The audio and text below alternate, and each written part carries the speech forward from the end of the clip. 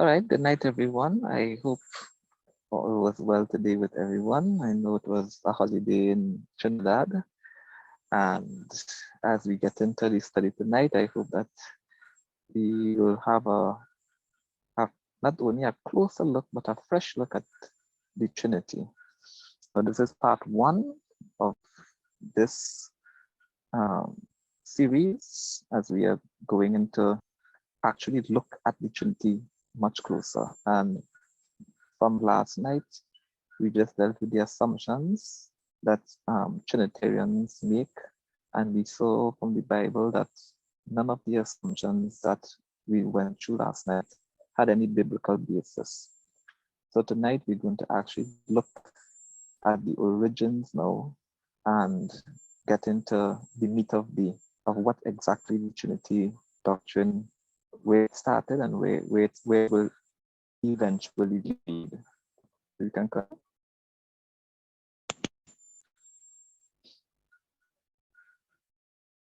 Okay, next slide for me. Okay, so the purpose of this first study is to discover the true origins of the Christian Orthodox doctrine of the Trinity. And you notice I put Christian there in inverted commas because it's claimed to be Christian, but is it truly Christian? And it's Orthodox because nearly every Christian denomination that you would speak to, they would adhere to this doctrine of the Trinity. So it's almost universal in Christianity.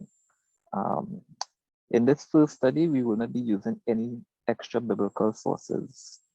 So that means that we'll only be using Bible texts. In other studies, we'll be using some extra historical narratives. So we can continue. So origins. The word of God tells us that Lucifer, who was the covering cherub in heaven, had a desire.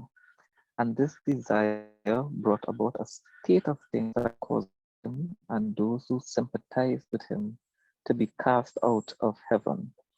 So Lucifer was the covering cherub in heaven, and he had some ambition. So let's see what is getting to. Now, our first question tonight is, what was Lucifer's greatest desire in heaven? What was Lucifer's greatest desire in heaven? Let's see what it was. So we go to Isaiah 14 from verses 12 to 14, and it says there, "How art thou fallen from heaven, O Lucifer, son of the morning? How art thou cut down to the ground, which did weaken the nations? For thou hast said in thine heart, I will ascend into heaven. I will exalt my throne above the stars of God. I will sit upon the mount of the congregations, the side of the north. I will ascend above the heights of the clouds. I will be like the Most High." So this text is giving us some insight into Lucifer's motivations in heaven. Let's continue. So from this text in Isaiah, we can conclude at least three things. The first thing is that Lucifer had a throne. And that throne is, of course, talking about a seat of authority. But it was of a low order. Thus, he wanted to exalt it even to the highest order. So he had some type of authority in heaven, but it was not the highest authority. So he wanted to move his authority from where it was to becoming the highest authority in heaven. Right? Let's continue. The second thing he had, Lucifer desired to be worshipped like God. He wanted to sit in the mount of the congregation in the sides of the north. This here suggests a heavenly assembly. So here congregation, we got a heavenly assembly in the sides of the north. And when we look at particularly Psalms chapter 48, we know that the sides of the north is where God dwells. So he wanted to go to that position in heaven. And the third thing we will notice here that Lucifer wanted to be like God. He desired the power and the position and the power of God. So he wanted God's power and he wanted its position. That's what he desired. So that text in Isaiah, at least we can conclude those three things. And I hope that you conclude that these three things is what we can draw from that text. Lucifer, that was behind Lucifer's motivation. Let's continue.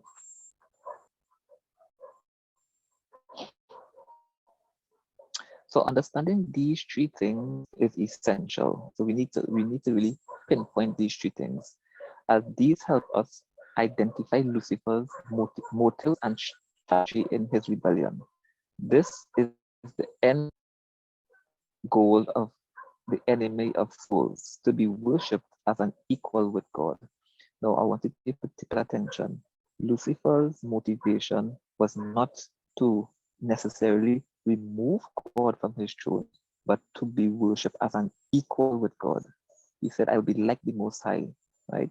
And I think it would be futile for him to assume that he could have actually removed God from his throne, but he didn't probably want to do that. He probably wanted to sit as an equal with God in his throne. So notice that Lucifer didn't desire to remove God out of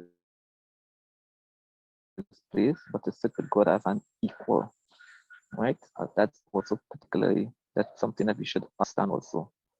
Let's continue. So the second question we're going to ask, why could Lucifer's desire not be fulfilled? So he had that desire, but why couldn't it be fulfilled? Let's see, why couldn't it be fulfilled? Isaiah 44, 6 and 8.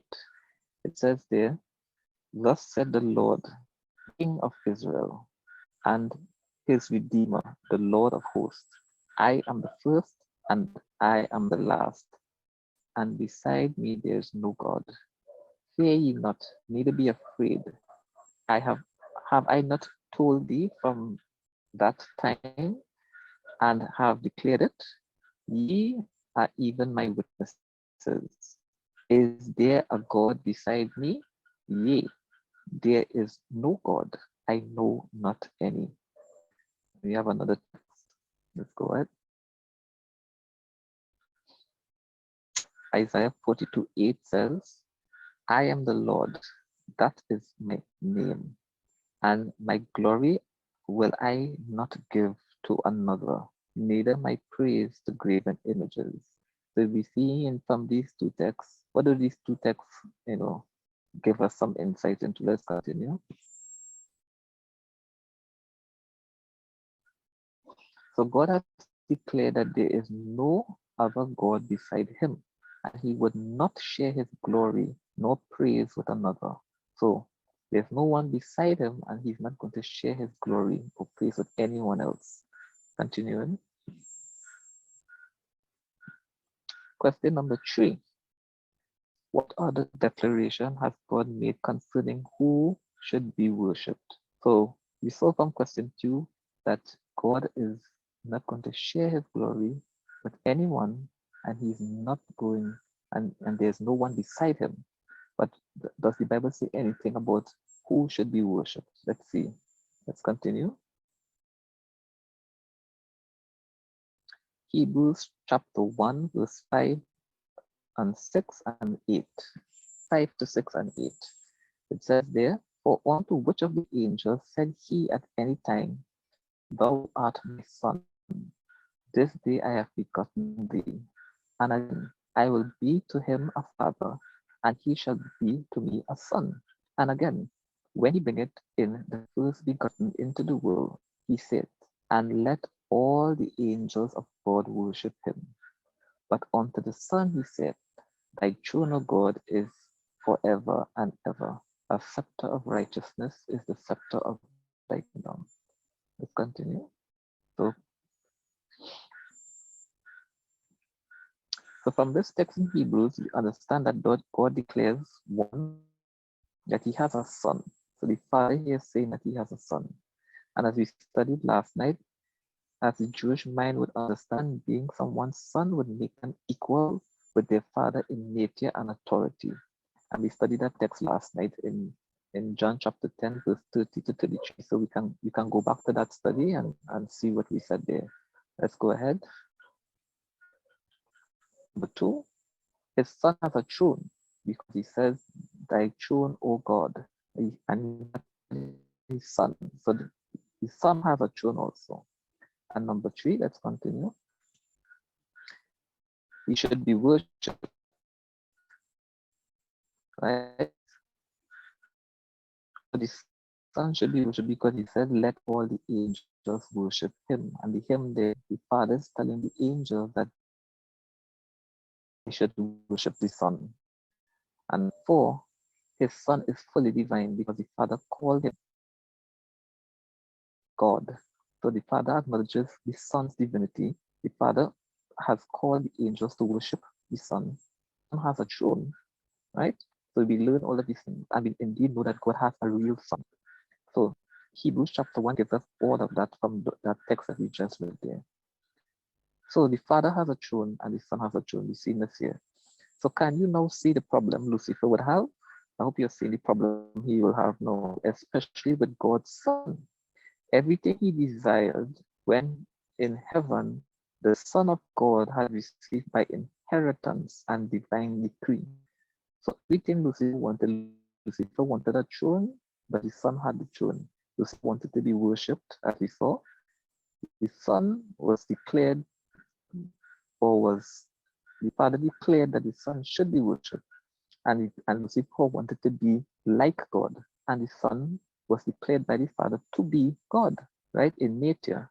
So everything Lucifer wanted, the Son of God had received by inheritance and divine decree. So who do you think Lucifer is going to have a real problem with? Let's continue.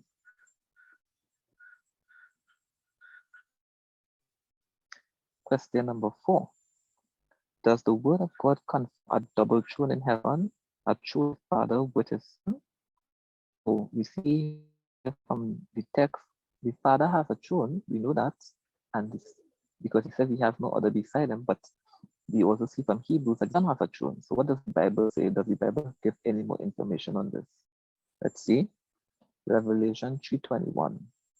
To him that overcometh, I will grant to sit with me in my throne, even as I also overcame and am set down with my Father in his throne. So we see here in Revelation 3:21, and this is Christ speaking here, that Christ has a throne. He says, in my throne, and he knows that the Father has a throne. He says, in his Father's throne. So we see here from this text, the Son has a throne and the Father has a throne. Let's continue. Revelation 12:5. It says, and she brought forth a man child who was to rule all nations with a rod of iron. And her child was caught up unto God and to his throne. So we know that this child that was brought forth by this woman is Christ being brought into the world, and it's a Christ caught up to God's throne. So we know that Christ now sits with his Father in his throne from this text in Revelation 12:5. Let's see again. Revelation 22, verse 1 and verse 3. It says, and he showed me a pure river of water of life, clear as crystal, proceeding out of the throne of God and of the Lamb. And there shall be no more curse, but the throne of God and of the Lamb shall be in it, and his servants shall serve him. So we see from this text in Revelation 22, 1 and 3, that God and the Lamb have a throne. Okay? Sometimes the throne it's mentioned as individual throne. Sometimes the throne is mentioned that they both sit in the same throne. But from what we can understand, the Father has a throne and the Son has a throne. Let's continue. Question number 5.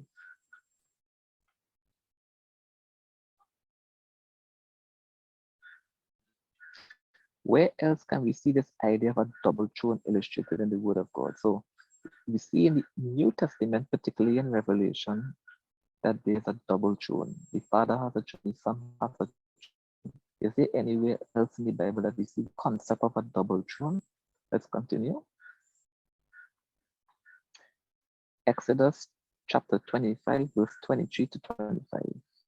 It says there, thou shalt make a table of shittim wood, 2 cubits shall be the length thereof, and a cubit and the breadth thereof, and a cubit and a half the height thereof.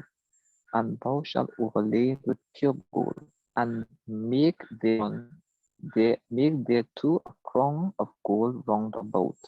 And thou shalt make unto it a border of an handbreadth round about, and thou shalt make a golden crown to the border thereof round about. So we see here the table of shewbread has a crown, and then it has a crown outside of that crown. So there's a double crown on this table of shewbread. Let's continue.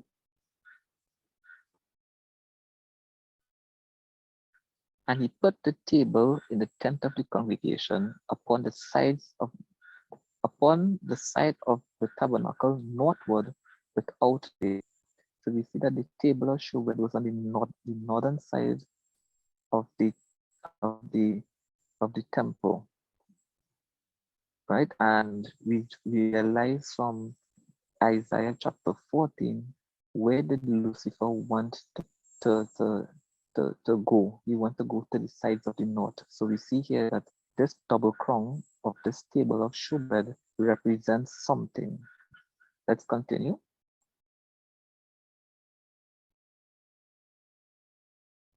So here we also see in the sanctuary a shadow of heavenly things, that on the north side, where we learned Lucifer wanted to be, there is a table of shewbread. What heavenly reality does this table possibly represent? So we know that the temple, the articles of Trinity in the temple represent some heavenly reality. So let's see what we can discover from this. Let's continue. This table had the shewbread, or the bread of the presence, on it. As the name suggests in the Hebrew, this bread represents God's continual presence. But it is interesting that the bread was arranged in 2 stacks of 6 loaves, not 1 stack of 12, nor 3 stacks of 4. It is also interesting to note that the table had a double crown along its border. So we see here the table of shewbread had double crown, 2 crowns, and 2 stacks. I hope you are understanding what is happening here now, right? Now it could be very easy because the number 12 is divisible by 3, divisible by 2, and divisible by 1. So if there was only one God or one divine being, they could have just stuck the shewbread in 1 stack. If there was indeed a Trinity, they could have, and they are all equal, they could have stacked it 4 loaves in 3 stacks. But that is not what we see here in the temple. We see 2 stacks of 6 loaves, and we see 2 crowns, an inner crown and an outer crown. So 2 stacks and 2 loaves. Very interesting. Let's continue.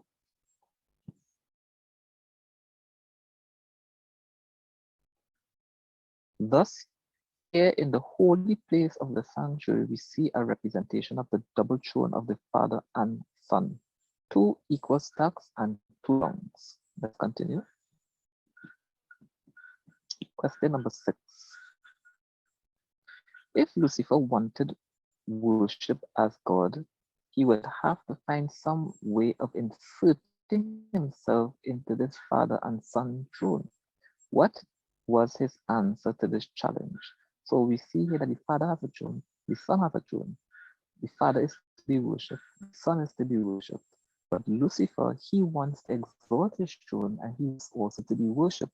So he has now to find some way of inserting himself into this Father-Son dynamic. Let's see what the Bible tells us. We're going back to Isaiah chapter 14. So now we're going to read from verse 13 to 14. So what was Lucifer's strategy? He said, for thou hast said in thine heart, I will ascend into heaven. I will exalt my throne above the stars of God. I will sit also upon the mount of the congregations in the sight of the north. I will ascend above the heights of the clouds. I will be like the Most High. So Lucifer was going to take his throne and he's going to set it in the side of the north. So if the Father has a throne, the Son has a throne, guess what? Lucifer now is going to put his throne there. He doesn't want his throne to be subordinate to the Father or the Son. He wants his throne to be equal with the Father and the Son. I hope you're seeing what is happening here now. I hope your mind is getting clear on what is happening. Let's continue. Matthew chapter 4, verse 8 and 9.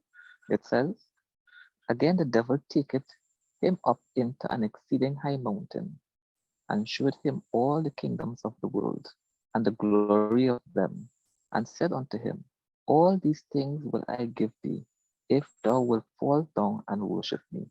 So we see here the audacity of the devil telling the Son of God if he would fall down and worship him. So we see here what is Satan's, what is his end game, what is his desire. He desires to be worshipped. Let's continue. But actually telling the Son of God that was significant. Let's see why that was significant. Satan, by asking Christ to worship him, was seeking to legitimize himself of deserving of worship. For if the Son of God, who is equal with the Father, worshipped him, then does it not mean he is an equal? Christ totally rejected this, directing his worship to God the Father alone. So Lucifer, who now has become Satan, is asking Christ to fall down and worship him. And by doing that, he is trying to legitimize himself as deserving of worship. Because if the Son of God worships Lucifer, it means that at least you have to be equal with Lucifer, have to be equal with the Son of God and the Father, right? Or even probably even greater than the Son, because the Son is falling down and worshiping him. So we see here the audacity of Lucifer, who has now become Satan. Remember that Satan's end goal was to be exalted and worshipped as an equal with God. Therefore, what he failed in convincing Christ of doing, he now has convinced men that there's another divine person besides the Father and the Son that should be worshipped. I'm going to read this over again. And I want you I want everything that we just studied to kind of gel in your mind right now.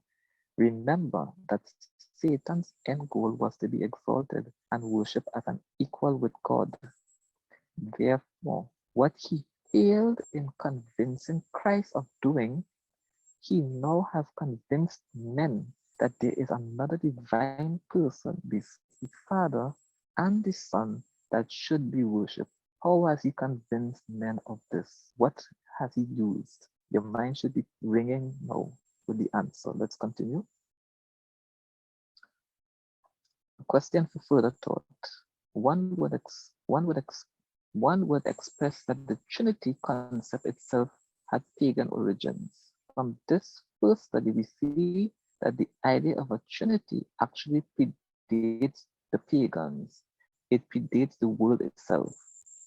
So the Trinity is not something that originated on earth. It's actually something that originated in heaven, in the mind of the arch enemy of God. Right? From where would pagan gain this Trinity concept? Now we see where the origin came from. We see the thought process of Lucifer, where he wanted to put his throne. So, now there's somebody who's going to insert themselves beside the Father and the Son. And how is he going to do that? We have the Trinity now, which says that the Father, the Son, and the Spirit are all equal, and they are 3 in 1 and 1 in 3. Let's continue. So that brings us to the close of this particular study, part 1.